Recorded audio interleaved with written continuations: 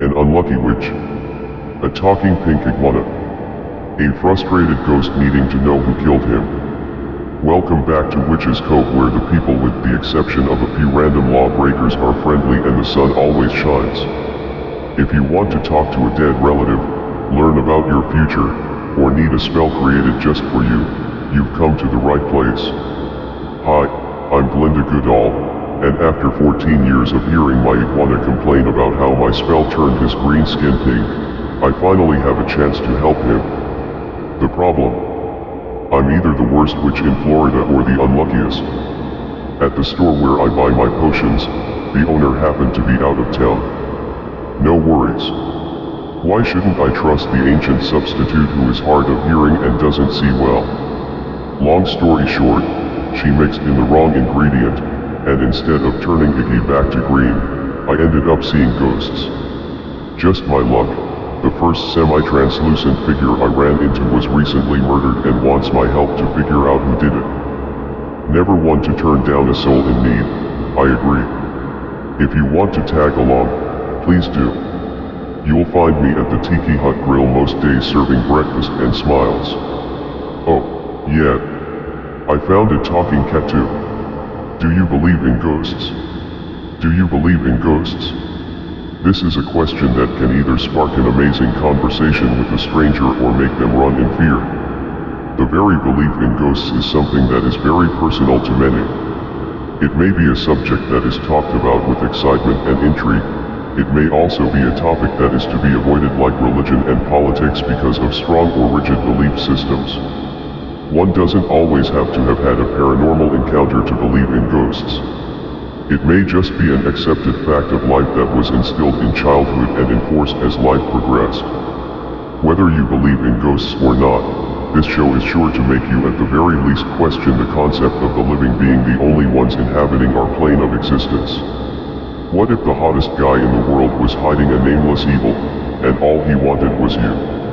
At the start of this heart-pounding new installment of the best-selling House of Night series, Zoe and her gang must discover a way to deal with an unexpected danger that might bring them all down. Neferet guards her powerful new consort, Kelowna, who looks gorgeous and has the House of Night under his spell. A past life holds the key to breaking his rapidly spreading power, but what if it shows Zoe truths she can't face?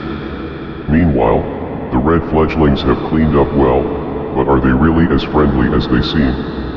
On the boyfriend front, Zoe has a chance to fix things with super hot Eric, but she can't stop thinking about Stark, the archer who died in her arms, and she is driven to save him from Neferet's sinister influence. Will anyone believe the power evil has to hide among us? Dark secrets and unspoken suspicions come between Zoe and Stevie Ray, putting their friendship, and the House of Night, at risk. After Zoe Redbird and her gang have banished Kelowna and Neferet, the fallen High Priestess, from Tulsa, you'd think they'd catch a break. But with Zoe and her sexy warrior Stark both recovering from a brush with death, and the fledglings struggling to deal with the fallout from Neferet's reign of terror, a break is just not in the forecast. Zoe is haunted by her confusing yet elemental connection with Ayag, the ancient Cherokee maiden who was the only human able to tempt Kelowna's body and soul. How will Ayaz pull on her affect Zoe's ability to resist the dangerously seductive immortal? Meanwhile, Stevie Ray, with her super red vamp powers, always thought she could handle the stuff she's been keeping from her BFF. But the mysterious, threatening force lurking in the tunnels under the Tulsa depot is spreading. Stevie Ray won't confide where she's been and what she's doing, and Zoe is beginning to wonder just how much she can trust the person she always thought would have her back. Will their choices destroy them, and will darkness consume the House of Night? Things have turned black at the House of Night. Zoe Redbird's soul has shattered. With everything she's ever stood for falling apart, it's seeming more and more doubtful that she'll be able to pull herself back together in time to rejoin her friends and set the world to rights. As the only living person who can reach her, Stark must find a way to get to her. But how? Enter BFF Stevie Ray. She wants to help Z, but she has massive problems of her own. The rogue red fledglings are acting up, and her kind of boyfriend, Dallas, is sweet but too nosy for his own good. The truth is, Stevie Ray's hiding a secret that might be the key to getting Zoe home but also threatens to explode her whole world. And in the middle of the whole mess is Aphrodite, ex-fledgling, trust fund baby, total hack from hell, and proud of it. She's always had visions that reveal the future, but now it seems NYX has decided to speak through her with the goddess's own voice, whether she wants it or not. Aphrodite's loyalty can swing a lot of different ways, but right now Zoe's fate hangs in the balance. 3 girls, playing with fire. If they don't watch out, everyone will get burned. It started with the front door. Adrian Gomez lives with his partner in Los Angeles, where their first few days of sheltering in place for the coronavirus pandemic proved uneventful. They worked remotely, baked, took a 2-mile walk each morning and refinished their porcelain kitchen sink. But then, one night, the doorknob began to rattle vigorously, so loud he could hear it from across the apartment. Yet no one was there. In mid-April, Mr. Gomez was in bed when a nearby window shade began shaking against the window frame so intensely despite the fact that the window was closed. An adjacent window shade remained perfectly still. The cats were all accounted for, and no bug nor bird nor any other small creature had gotten stuck there that Mr. Gomez thought it was an earthquake. I very seriously hid myself under the comforter, like you see in horror movies, because it really did freak me out, he said. Now, though neither he nor his partner noticed any unexplained activity at home before this, the couple can distinctly make out footsteps above their heads. No one lives above them. I'm a fairly rational person, said Mr. Gomez, who is 26 and works in IT support. I try to think, what are the reasonable, tangible things that could be causing this? But when I don't have those answers, I start to think, maybe something else is going on. They're not alone, possibly in more ways than one. For those whose experience of self-isolation involves what they believe to be a ghost, their days are punctuated not just by Zoom meetings or homeschooling, but by disembodied voices, shadowy figures, misbehaving electronics, invisible cats cozying up on couches, caresses from hands that aren't there and even, in some cases to borrow the technical parlance of Ghostbusters free-floating, full torso vaporous apparitions. Some of these people are frightened, of course. Others say they just appreciate the company. There is no scientific evidence for the existence of ghosts, a fact that has little bearing on our collective enthusiasm for them. According to a 2019 YouGov survey, 45% of U.S. adults believe in ghosts. In 2009, the Pew Research Center found that 18% of Americans believe themselves to have seen or otherwise encountered one. Before stay-at-home restrictions in New York, Patrick Hines, 42, left Manhattan with his husband and daughter to spend 6 weeks at an adorable cottage in western Massachusetts that they rented on Airbnb. One night, Mr. Hines woke up around 3 a.m., thirsty for a glass of water. He said he walked into the kitchen and saw a white man in his 50s, wearing a well-worn, World War II-era military uniform and cap sitting at the table. It seemed normal in the split second before I realized, wait, what's happening? And as I turned to look, he was gone, said Mr. Hines, who is the host of the podcast True Crime Obsessed. It didn't feel menacing at all. It almost didn't even occur to me to tell my husband the next morning. If you were to accept the premise that ghosts are real, it stands to reason that some tension would naturally result once their flesh and blood roommates start spending much more time at home together. John E. L. Tenney, who describes himself as a paranormal researcher and is a former host of the TV show Ghost Stalkers, estimates that he received 2 to 5 reports of a haunted house each month in 2019.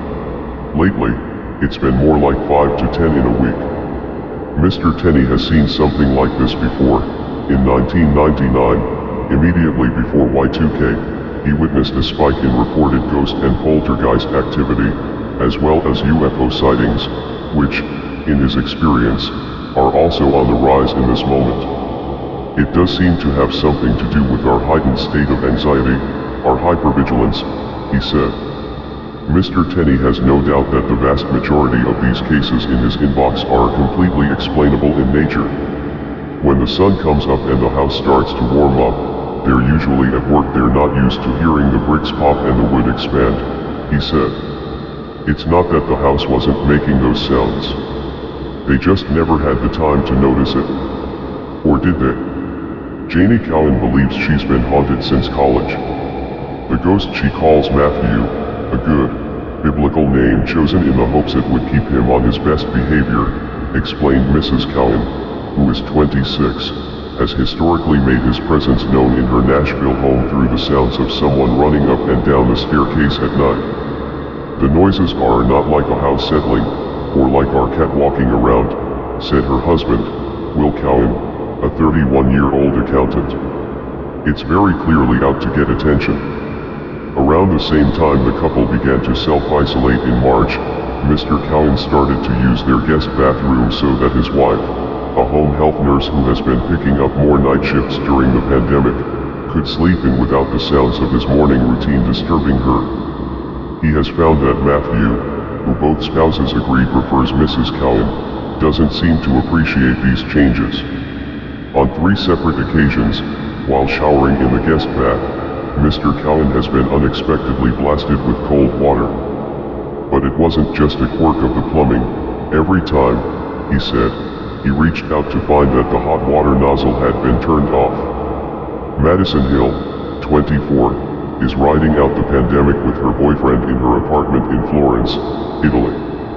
Ms. Hill, a writer and teacher originally from Charlotte, NC, had always had her suspicions about her home, particularly the bathroom. There was the sense that someone was watching her, door slamming, towels inexplicably on the floor. Carrie Dunlap shares a 1-bedroom apartment in the Ridgewood neighborhood of Queens with his girlfriend, Alexandra Call. Mr. Dunlap, a 31-year-old teacher, rapper, and concert promoter, believes he first met their resident ghost last summer. He saw her in the bathroom, in the middle of the night, wearing green scrubs, standing an arm's length away from him. She appeared to be glowing. The woman vanished when he turned on the light. Mr. Dunlap knew that one of the friends the couple is subleasing from had spotted a ghost in the apartment. Both agreed they'd seen an older Asian woman of small stature. Mr. Dunlap and Miss Call, a 27-year-old writer and editor, used to find themselves in a routine late-night tug of war over the 2 small comforter they shared. Several weeks ago, Mr. Dunlap woke late at night to the sensation of what he assumed was Miss Call adjusting the blanket at his feet to spread it evenly across the bed. When the movement stopped and he didn't feel his girlfriend climb into bed beside him, he called out to her. She didn't answer. Then she came back in from the bathroom. It was so weird, dude, Mr. Dunlap said. It was so weird.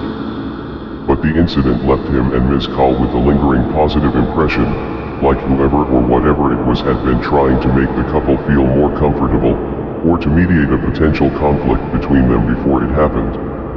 Kurt Gray, an associate professor at the University of North Carolina at Chapel Hill, studies how we perceive and treat the minds of other entities, including animals, machines, and the dead.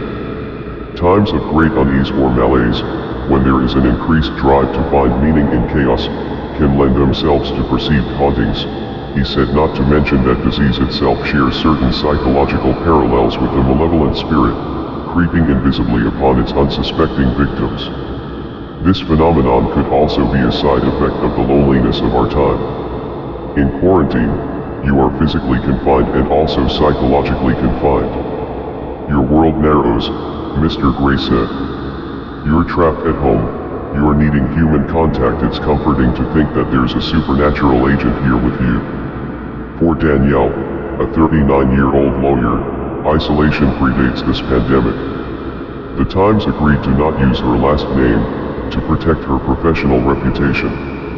She has been recovering at her home in Richmond, British Columbia, since contracting an unrelated serious illness over the winter.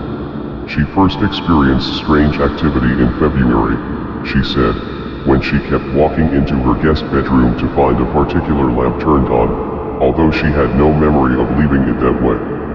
This happened again, and again, and again, until, on a whim, she said aloud, "Don't turn that back on." The next time she entered the room, she found the ceiling light which she never, ever switches on blazing. On more than one occasion, she has heard the voices of a man and a woman having a conversation she couldn't quite make out. More recently, she was sewing face masks in the same bedroom. She had exactly enough fabric left to make one more mask, but when she briefly turned away from the ironing board where she'd just pressed the double cotton gauze, the two remaining pieces disappeared. It was gone, Danielle said. Like, in a 20-second period, gone. I went and checked the garbage pail, nothing. Checked the recycling, nothing. My fabric stash, nothing. I tore the house apart looking for these two pieces of fabric, and they have never come back. Danielle describes herself as a highly social person, someone whose friends and family had worried about how she'd fare cooped up all by herself. This kind of feels like someone popping by to cheer me up, or keep tabs, or make sure that I'm not feeling alone, she said. If the idea of a paranormal identity can provide someone a little bit of social sustenance to help them endure their solitude, Mr. Gray said, then great. At least, as long as the ghost isn't advising its hauntees to go into emergency rooms without a mask and French kiss everybody, he said. Are you troubled by strange noises in the middle of the night? Do you experience feelings of dread in your basement or attic? Don't panic, said Mr. Tenney, the ghost stalker's host. Take careful notes on what you observe. You may soon find a rational explanation for your fears. What if that strange noise at 2:50 p.m. every weekday is just the UPS truck clattering by? But Mr. Tenney also offers this. One could argue that the ghost puttering around in your kitchen is not only there, but that she's always been there. Maybe you're what's changed. Or maybe you're listening more closely in the greater quiet all around us. Perhaps we're just now starting to notice that the world is a little bit weirder than we gave it credit for, he said.